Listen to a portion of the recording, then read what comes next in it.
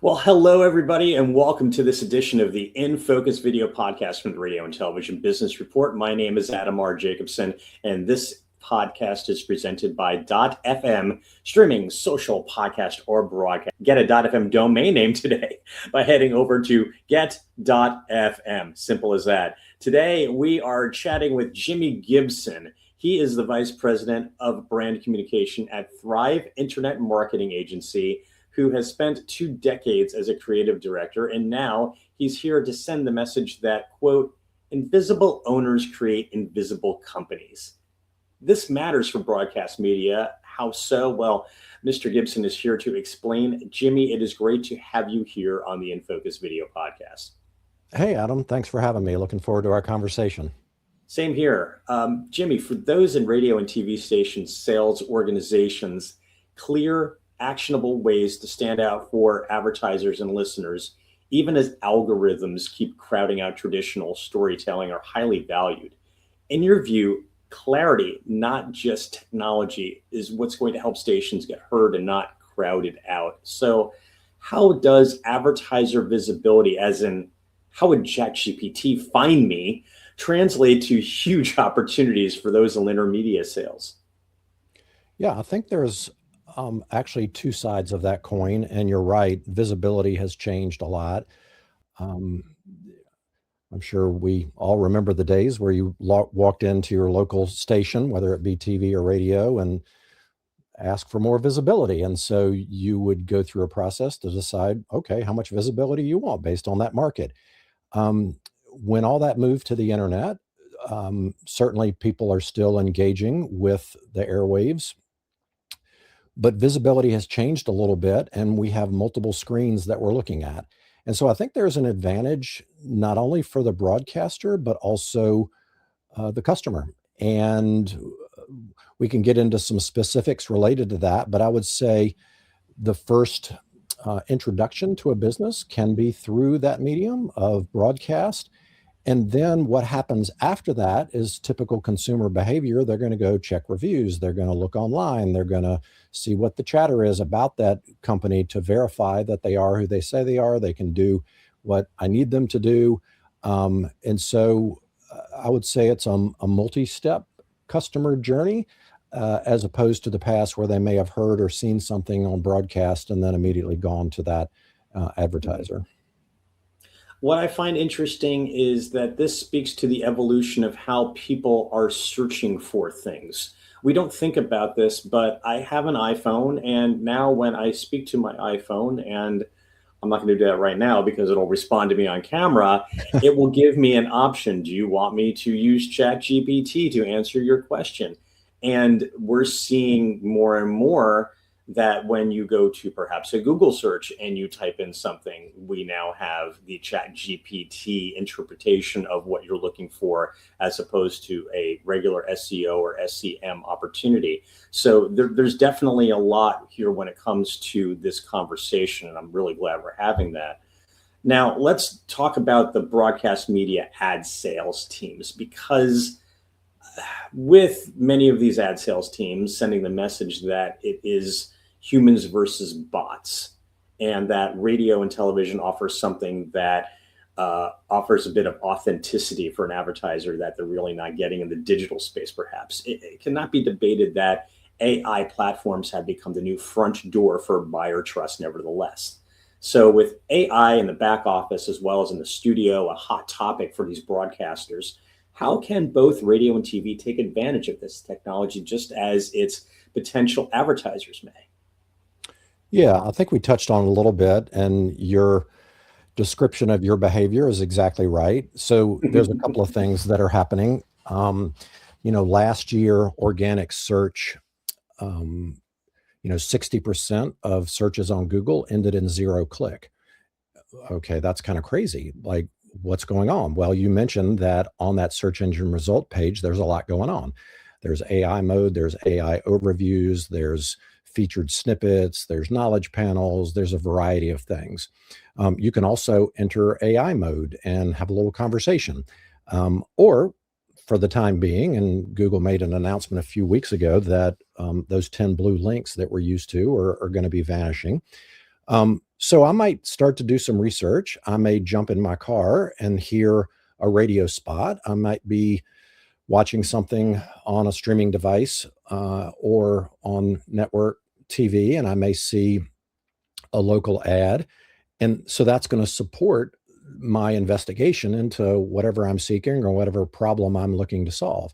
And so that goes into the frequency that we all know that it takes multiple exposures to a business before you go, oh, yeah, I've kind of heard about them. Let me go investigate more. And so that's actually a benefit. The other thing that I would say is instead of looking at the robots as the enemy, we should understand what's going on in the background. And that sales rep can come in with a visibility report as to where that business is showing up online. And that could include organic search, that can include AI visibility, and then really start to add value to the plan that they put together for them. So there can be a portion that's a broadcast component, which is obviously a spend related to whatever is in that package. But then there can be some added value that plays into how AI looks for businesses. And I would say there's an advantage for that station to increase their own visibility because of that. And we can step into some examples of what that might look like. And so I would say there's good things that are happening. I'm always a half glass full kind of person. And so I look at it as a new evolution in the process and an opportunity to not repeat what happened in the newspaper world where, they didn't really approach it the right way. I would say we're on the cusp of something that I think can add real value, not only to the station, but also to the advertiser. Mm-hmm. All great words, and I look forward to more in conversation with you. Jimmy, we're going to take a quick break from our sponsor, .fm. We'll be back with more with Jimi Gibson, VP of Brand Communication at Thrive Internet Marketing Agency, in just a quick moment. Please stand by. We're launching the next big podcast, building a vibrant social community, or broadcasting your brand to the world. .fm is your signal to stand out. Don't just stream, streamline your success with .fm. Claim yours today at www.get.fm. And we thank .fm for presenting this InFOCUS Video Podcast on the Radio and Television Business Report YouTube channel. You can also find archived RBR and TVBR InFOCUS Video Podcasts from our website at rbr.com. We're back with Jimi Gibson.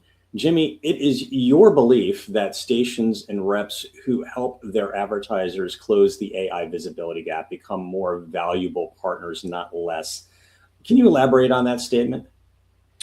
Yeah. So if we understand exactly what AI is looking for, it's at its basic form, a prediction and statistical engine that wants to provide the best answer based on all of the information it has through its knowledge base and the active search that it's doing.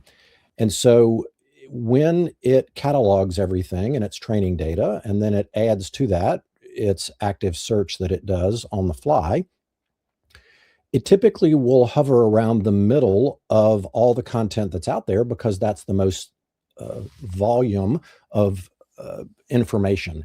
And so the statistical reliability of providing an answer that's kind of generic is probably what you've seen if you've tried to write some content with one of these tools like ChatGPT. The advantage comes when you are able to stand out and feature, and I'll use an acronym that actually Google developed in 2016 and actually expanded in early 2020s. And then these large language models like ChatGPT, Grok, Gemini, Claude, Perplexity have all adopted, and that acronym is EAT, E-E-A-T. And so that stands for experience, expertise, authoritativeness, and trustworthiness. Mm-hmm. And so let's imagine if that sales rep goes in and they understand that the visibility of a particular company, and let's just pick a service company, is somewhat low. And so obviously they want to have a package related to broadcast visibility. But what if they added in, a lot of stations have a community spotlight, a lot of drive time have interviews with business owners, a lot of opportunity is to extend that recording. So there may be, once you've got the mic hot, can you expand the content that's created for that business? And not only would that content show up in an ad spend and a broadcast, whether it be a 30, 60, 90, whatever the case may be, but perhaps some of that video would land on a YouTube channel that the station would have. AI loves YouTube transcripts. It's scraping those transcripts. Perhaps there's a place on the website where some of this information is featured. And so when a prospective customer is searching for local businesses that they can trust, remember trustworthiness was one of those in the acronym, and all of a sudden the station shows up as a reliable source for local businesses, that benefits the business. The station, but it also benefits the business because they've been sort of given a third-party thumbs up from a media source that they are featured on this page. And so the value of that kind of visibility is what AI loves. It also triggers in the perception of the customer, wow, they're on this very cool website for the broadcaster. That puts them at a higher level. There could be packages where certain businesses are featured above other businesses. There's extended interviews. There's all sorts of things that could add value, not only for the content footprint of the broadcaster, but also for the business itself. And, certainly that would take a little bit of understanding as what production is required. But the cool thing is these broadcasters have production built in-house, right? And so if it is a radio station, that interview can be converted and transcribed to text. That can be featured in a way. For video, that was the number one consumed type of content on the internet last year, is video. And so shorts and longer form content can be repurposed, not only into socials. And so now you're expanding the package for that broadcaster into social media shorts, content on the website, community spotlight inclusion, ad placement. So there's just a breadth of things that I think could add value for both ends of the transaction. And it would be an exciting thing for broadcasters to step into this new world and benefit on both fronts. And we are seeing some savvy broadcasters indeed finally learning what shorts can bring to their local morning show. So that's a great topic of conversation. Before we conclude this podcast, I want to talk about content decluttering because it is part of the benefits from owner visibility in the AI universe. So is that verification, once again, that comes from one doing research for legitimate business, which you just talked about. I mean, it's a fascinating topic, and we never really thought we'd have to ask if AI could recognize a business and determine who its even executive leadership is. So Can you pinpoint when this became such a heightened need and why a broadcaster should act at least within the next several months as we get close to the end of the fiscal year here as we're recording this podcast? Because it does seem like something that really shouldn't be waited on. It should be a topic of conversation in the C-suite right now. Yeah, we have about 1,000 active clients. We started to see organic search drop off probably 12 to 18 months ago. Last year, there was a lot of volatility in organic search. I did a study of 400 businesses across 5 industries to understand what was going on with visibility related to AI specifically for those businesses, as well as a key person within that organization, whether it be a founder, an owner, an executive, a C-suite member. And what I found was interesting. Across those 400 businesses, 46% of the owners or key person within that organization was invisible to AI. And you might think, oh, well, that's okay. That's not a problem. The company will carry it. But if we go back to understand how AI likes to categorize businesses, it likes people more than it likes logos, right? And so for a business owner, a founder, some subject matter expert within the organization to step out and to be included in an ad, in the community spotlight, in some sort of content. Not only does that declutter the generic that we talked about earlier, it demonstrates the experience, expertise, authority, and trustworthiness of that company. People always want to know who's behind the business. And we've seen that when this happens and that person is visible, it is the accelerator to visibility within AI searches. So again, people want to know who's behind the company, and so does AI. So I would say those are strategic conversations that should be with the broadcasters for their own content, for identifying a person within the organization to maybe feature on a spot, whatever the case may be. So I would say that is something that we're going to see over the next 3 years that can make a real difference in revenue for a business if you understand what's going on behind the scenes. Well, thank you, Jimmy. This is a great conversation. I've learned a lot. Hopefully our audience has as well. And we appreciate you being on the InFOCUS Video Podcast. What would be the best way for our audience to get a hold of you? Yeah. So I'm on LinkedIn. I publish something every day, Monday through Friday. And so I'd be happy for people to visit me there and DM me if they have any questions. And then Thrive Internet Marketing Agency is a real simple URL. It's just thriveagency.com. And where are you based? Because I love this kind of smoky nightclub background that you have there. Well, the company is headquartered in Arlington, Texas, but I'm fortunate enough to sit in Charleston, South Carolina. So I've got the Southern Charleston vibe going here. I love it. And one day I will get to Charleston because it's a lovely city. And again, Jimmy, it's great to learn a little bit more about this topic and about Thrive Agency. Great. Well, thanks for having me, Adam. All right. Thank you again, Jimmy Gibson. And with that, we want to thank our audience for taking a little time out of their day to enjoy this RBR and TVBR InFOCUS Video Podcast. It's a presentation of the Radio and Television Business Report sponsored by .fm, streaming social, podcast, or broadcast. To get a .fm domain name by heading over to get.fm today. Be sure to connect and subscribe to this podcast on YouTube, and please tell a friend. From Boca Raton, Florida, headquarters of Streamline Publishing's Radio Inc., the Radio and Television Business Report, and our fine art publications, The Fine Art Connoisseur and Plain Air Magazine, I am Adam R. Jacobson. On behalf of the entire team, make this your peaceful day. Take care.